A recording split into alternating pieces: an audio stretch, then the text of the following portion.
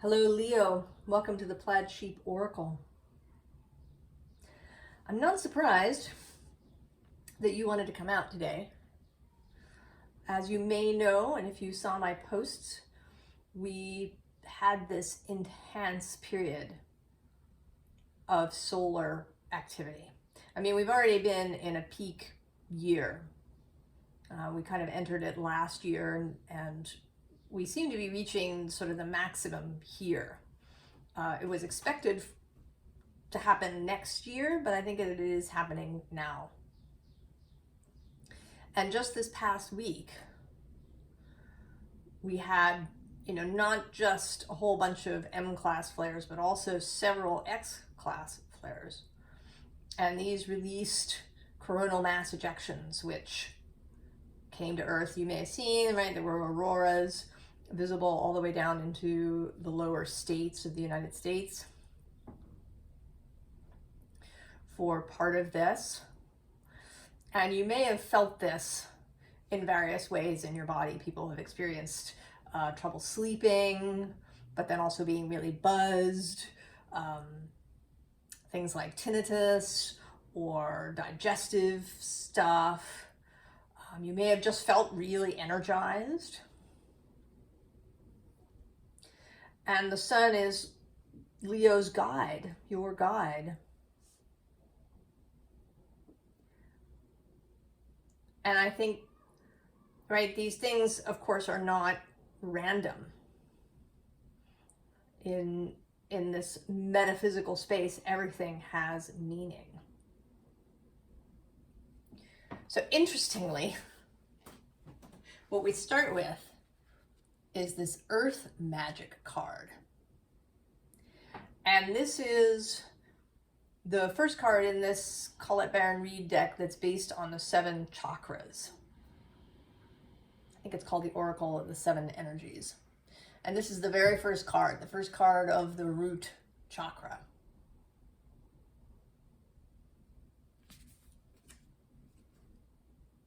So this, literally grounding, that it may have helped you in this last period to go and walk on the earth. I certainly did this week. Go and stand on the earth barefoot. But also there's something here about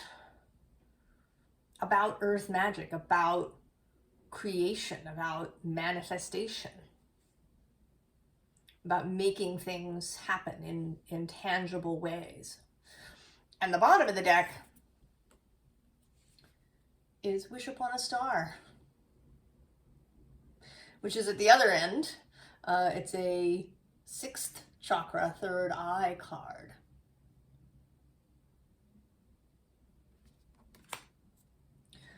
So this notion of bringing something through and then creating it in the real world. The very bottom of the deck is the 2nd card, Roots of Abundance.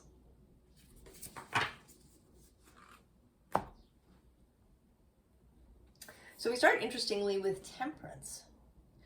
And I think this is kind of a little piece of advice coming out. Finding ways during this period to be temperate. That temperance is a nice energy to sort of be a counterweight to all of the intense solar energy that has been coming towards the planet. And when we get these CMEs, the Earth responds as a geomagnetic storm. It's really a conversation,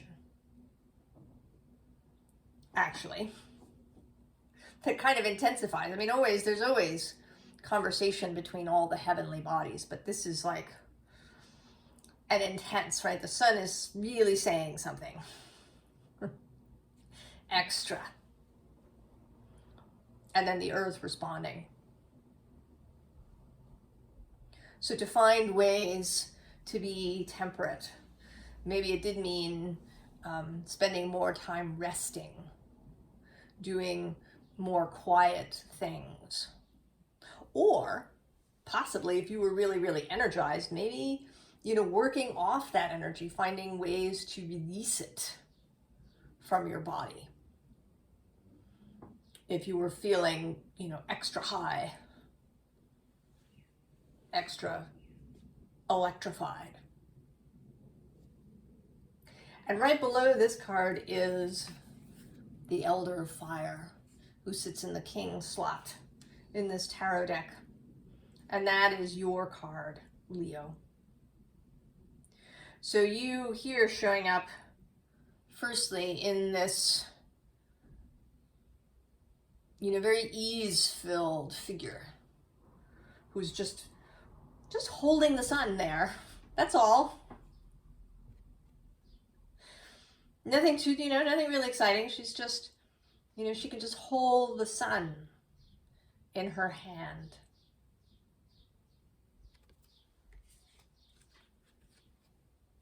Now at the bottom, we have this Four of Earth, grounded energy. So if you haven't gone out and stood or sat on the earth, or, you know, leaned against a really welcoming tree, maybe even lie out flat on the earth, get yourself all in contact with it, that is part of this idea. Eating things that are you know, more dense, you know, possibly some root vegetables, meats if you eat those, you know, whole grains, these, right, like grounding sorts of foods. But then there's also this creational message, you know, because she's kind of pulling up these sprouts. She's doing gardening work.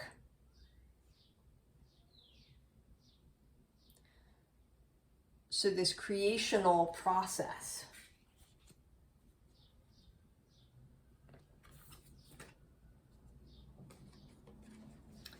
Two of Water.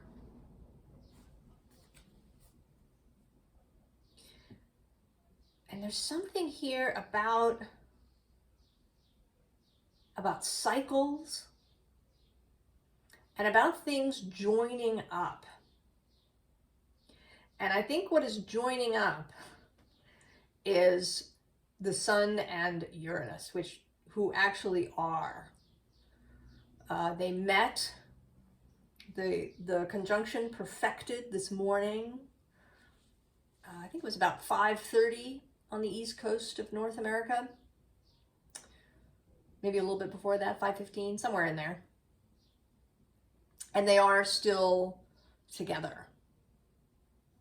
This Uranus Kazimi, Uranus in the heart of the sun. So this connection between inspiration and then a kind of electric ability to make it happen, because Uranus is still in Taurus, this earthy realm of the tangible. And he's going to be there. I think he moves into Gemini completely in early 2026. So there's a whole, you know, year and a half more of Uranus moving through this earthy realm. And then in a couple of days, the sun will meet Jupiter. And we'll get a Jupiter Kazimi in Taurus. And then at the end of this month, the sun will move into Gemini, Venus will move into Gemini, and then Jupiter will move into Gemini. And they'll all be very close together right at the end of the month, like the 23rd to the 26th. So there's a lot of creational sort of energy. And the question is, you know, how do you approach that? Now what's interesting, this card coming out, this Eight of Air, and for the first time, the wings of this figure are really standing out to me. Usually what stands out is either the fact that she's all, you know, cocooned up, or, you know, this sort of spider action going on around her. But today I'm really drawn to this, to her wings, which are free, and to this, right, this kind of glow that seems to be behind her, right, this glow of the sun. So the real possibility of moving, she can lift off, her wings are free. And actually, you know, although her arms are wrapped, they're not anchored to her body. Her arms are wrapped individually. It's only her legs that are kind of stuck together. But she could, you know, sort of lift her arms and scatter the spiders and lift off with her wings, and then, you know, find somewhere to free her legs. Or maybe just that spontaneous act would just cause all of this spider silk to fall away, right? That this light would just blaze through her.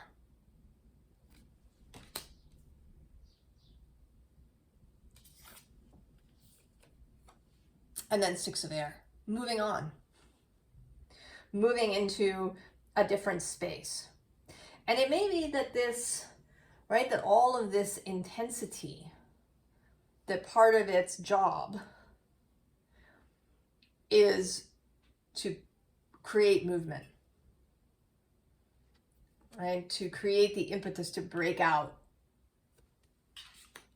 of this cocoon that is, you know, sort of self-imposed. The Eight of Air, the Eight of Swords, is about the way our own thoughts can imprison us in our heads.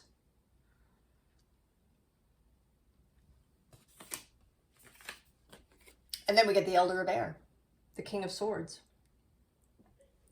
And at first I was thinking about Aquarius, who is associated with this, but I think this is really about Uranus.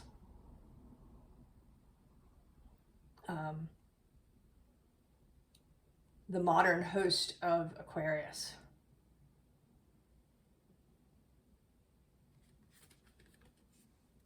Spontaneity, ideas coming into fruition, communication with all these crows, receiving new information. And with all of this, right, with the sun's conversation, this is about incoming information, revelation, perhaps. New ideas. She sort of, right, she looks as if she's just discovered this sword. And she's really amazed by it. It makes me think of that moment in The Return of the King, when Aragorn gets the sword that was broken back.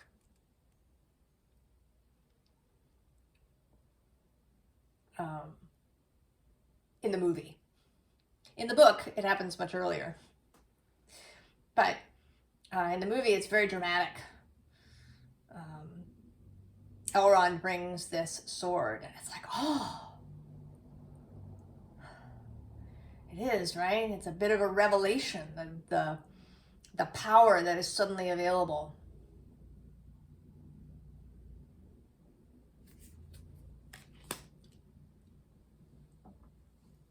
Put off the ranger, become the king who you were supposed to be.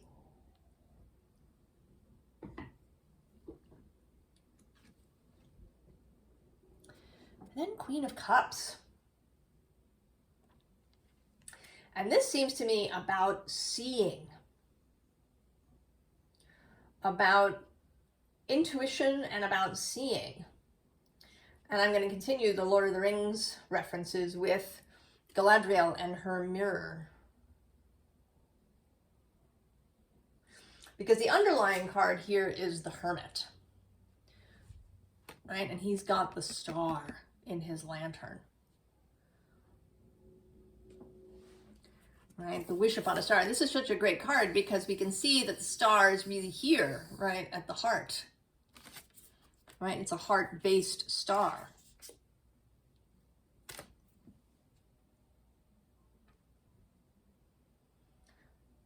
So both knowing what it is that you want, and then being able to see where to go and what to do.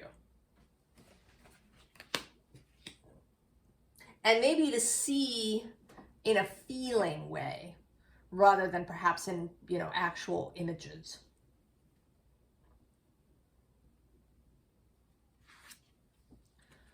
And then the Princess of Cups, the Page of Cups.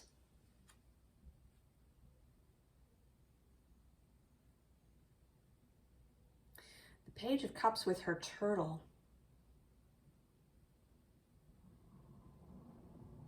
That there's a sense of unfolding here. I mean, both because the turtle is, kind of coming out of the shell, and then there's this fabric that is unfurling. So an unfurling and unfolding of feeling, and maybe of sight.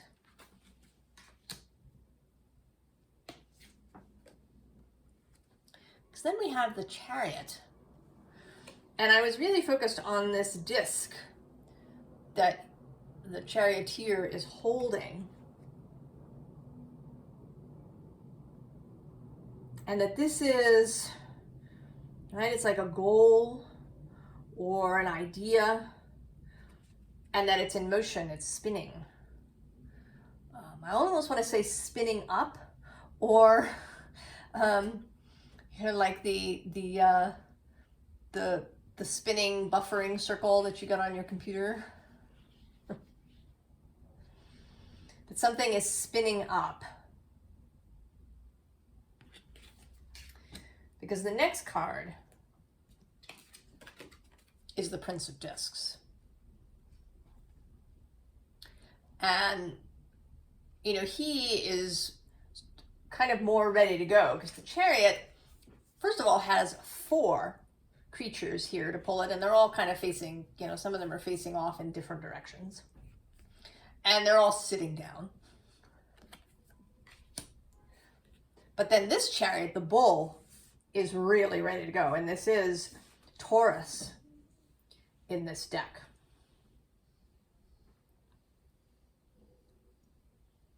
The sense of the earth getting ready to move, of something really physical and tangible, ready to move, ready to thunder into your life. And then the 5 of Wands. Now it says strife, but this is really about this energy arriving, this Uranian energy. Now, interestingly, this is Saturn in Leo, and Saturn is the other host of Aquarius.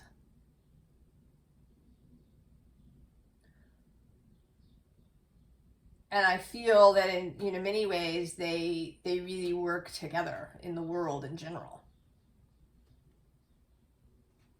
Even when they're not, astrologically in relationship to each other, that those energies of innovation and revelation and sudden insight then get together with the energy of building and stability and structure.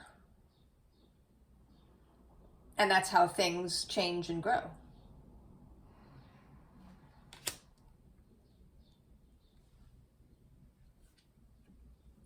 Then we have the Devil. And this card was on the top of the deck when it called out to be chosen.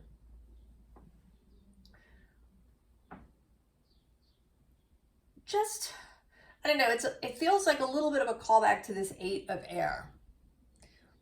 that you don't have to get stuck here. Because underneath, we have both the Eight of Sacred Circles, the Eight of Pentacles, doing the work, practicing, engaging. And then at the bottom of the deck, the King of Sacred Circles, Taurus again.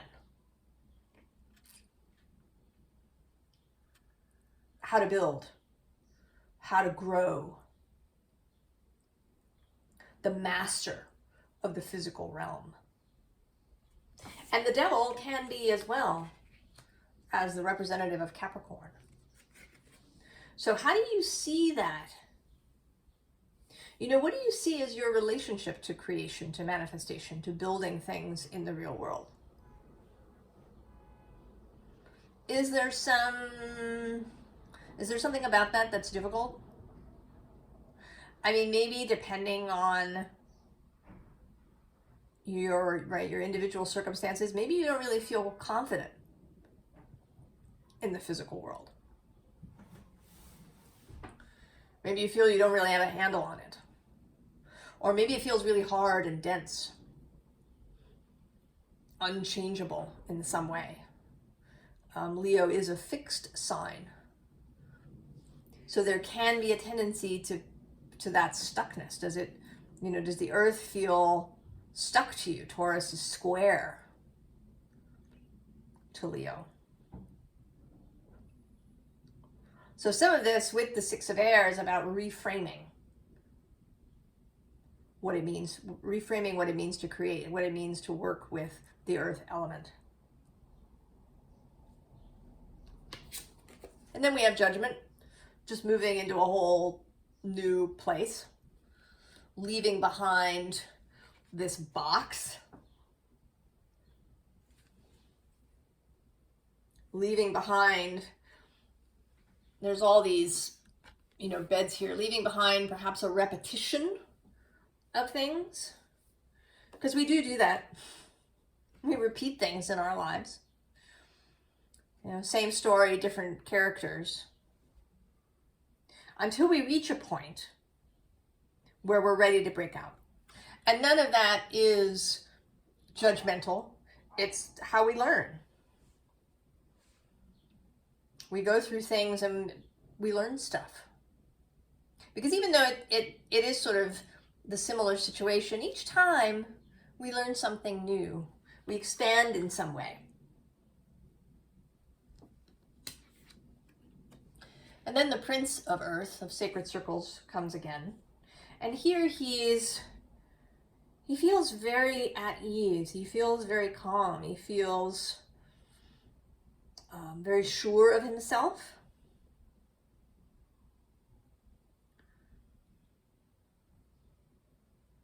What I really feel from him is belonging.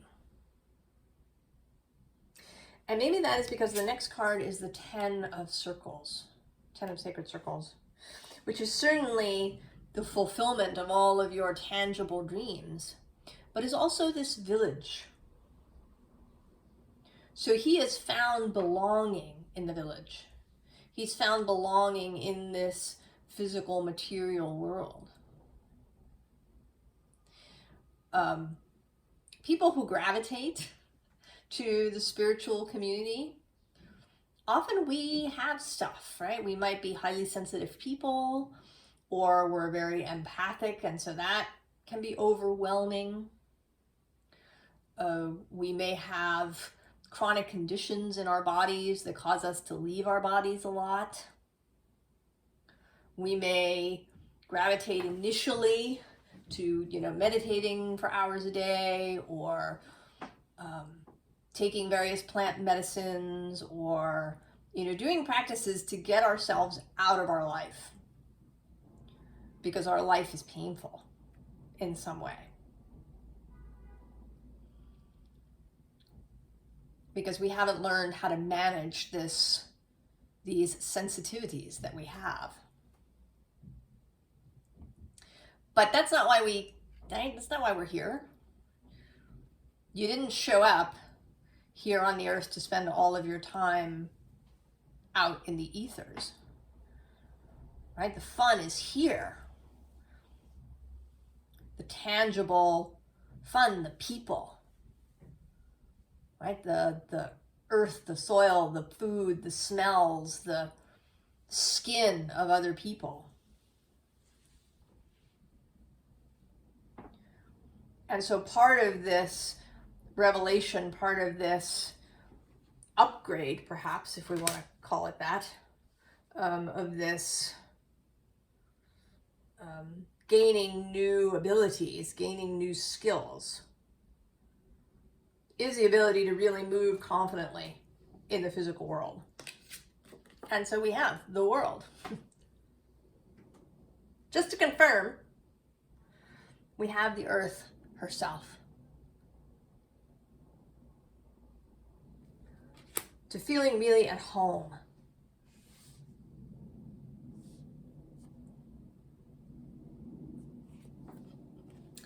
King of Air, one more time. And here, very sovereign, right? He's kind of in charge of these tornadoes going on behind him. He has no worries, no fears, no anxieties about this fast-moving air energy. He feels very confident in his ability to manage all of this.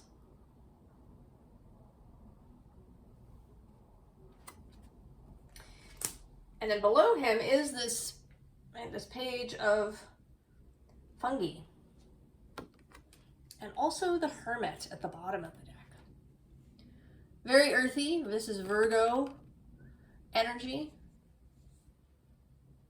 And the pages don't have a specific correspondence, but she seems very Taurian here, covered in all of this bounty that she's got going. Her mushroom hat and all of this beauty around her.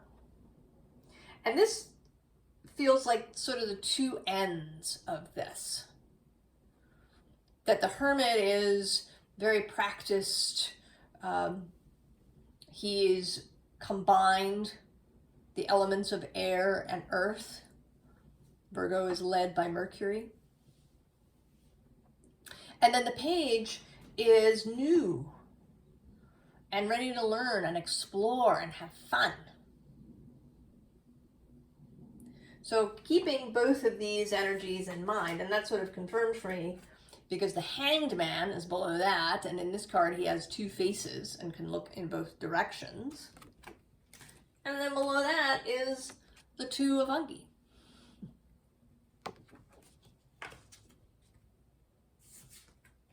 So the ability to manage both this mental realm, so manage not getting into this situation again, as well as, really having your hands in the clay of creation. Then we get the Four of Pentacles. And now we're sort of moving in a really expansive direction. We're choosing, we're making choices. Right? These creatures are nudibranchia.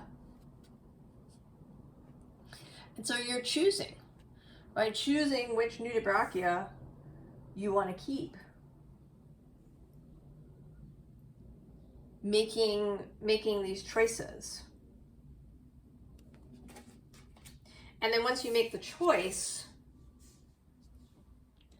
allowing the wheel to turn. So this isn't about, moment by moment control of, what happens in your life. It's an understanding that some things, like the solar cycle, are out of your control. But that these happenings, these cosmic movements, all of this stuff that you are not in direct control of, have really beneficial results. that the wheel turning brings new things. Right? There's the rainbow happening in this card, as well as all of these, you know, all different kinds of creatures. So the wheel brings different things into your experience. It might bring, you know, different, you know, here you've got these to choose from. And then the wheel may bring you more. And being really comfortable with that. Because then King of Combustion, King of Wands, you appear again. And this time, you know, you're not so laid back, but, you know, you're kind of mysterious, kind of cool. You've got, you know, this, I sort of see this fire not as, right up here, not so much as celestial, but as actually coming out of your hat. So it's like you're filled with this fire of creation. And you have all the skills necessary to bring it into being. And then kind of that the whole thing starts again with this Ace of Aether and the Ace of Swords. That, you know, a new sword appears.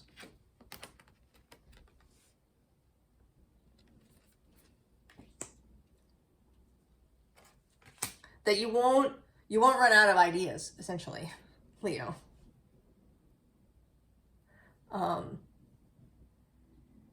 You won't run out of ideas.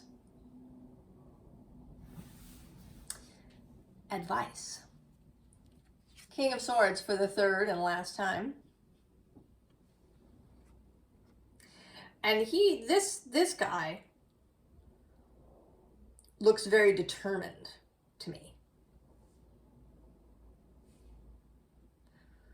There's a quality of seriousness, a quality of determination, a quality of dedication, of commitment. It feels like here too that he's received the sword. He's right. He's put off the ranger and is accepting the sword of rulership, making the commitment, and that too comes through here also, both with justice,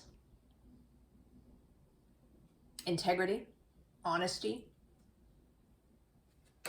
and then right below that is strength.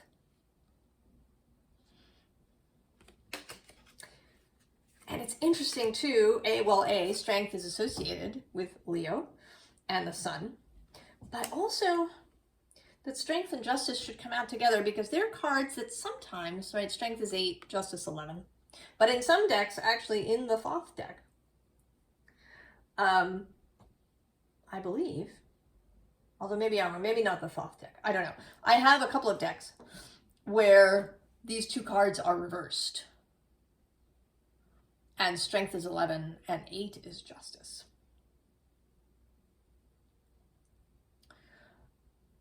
So, right, yes, and.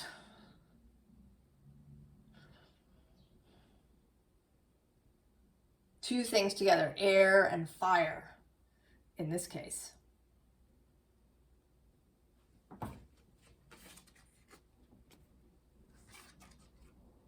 The bottom of the deck is the Seven of Swords.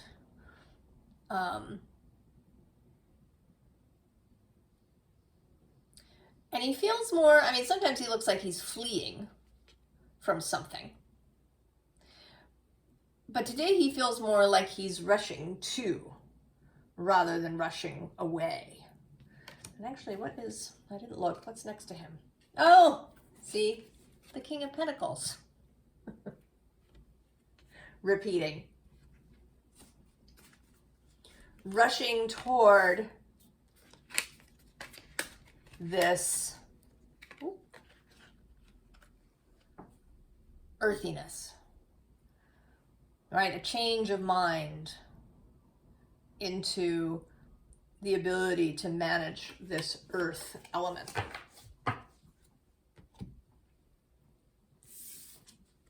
and the Empress, who's certainly Venus herself,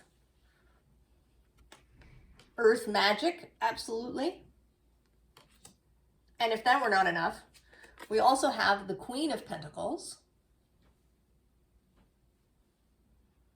And this feels more, the Empress seems more like manifestation, creation, fecundity, all of these things.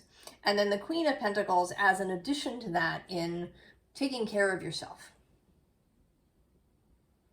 Taking care of your body. Remembering that your body is sacred. It is your point of focus, your partner, your consort here in this journey of your time on Earth. She allows you to feel your body, to experience all the wonderful, sensual, earthy things. So you want to pay attention and care for yourself. Give yourself what you need. And then the Knight of Swords. Be mindful, be aware of the incoming information. What's arriving. Keep your senses open. Keep your mind open. Because what arrives may be completely unexpected with Uranus in play. And then Jupiter moving into Gemini.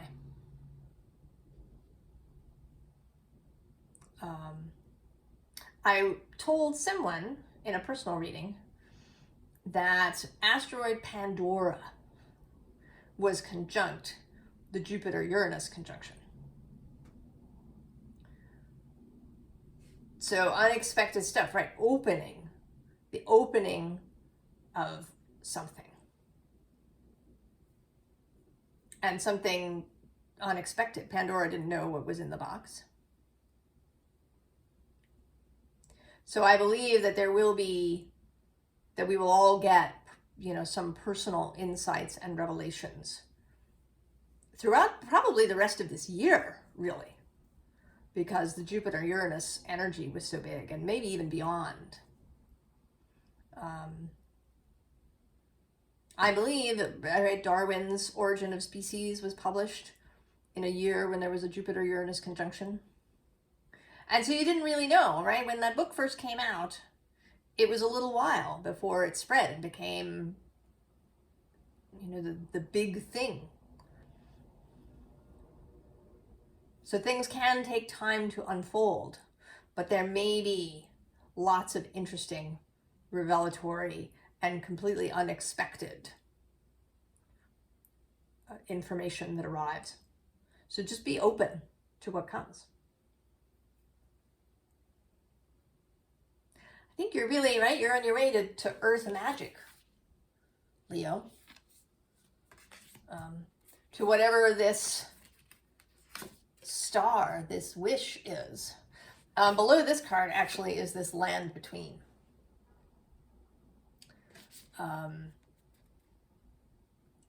Right? This in-between space of moving from one thing to another. And then below that is bearing fruit. And then actually I'm going to go one more to feeling the world.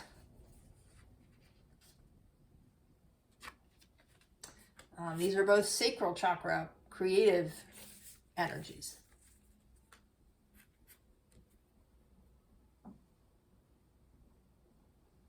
I hope this is helpful to you, Leo. I hope that you find something amazing and interesting, that this whole flaring cycle, this whole solar cycle brings you something really wonderful and exciting, and that you enjoy it really fully through the whole of yourself. I wish you the very, very best, and I will see you next time, Leo. So long.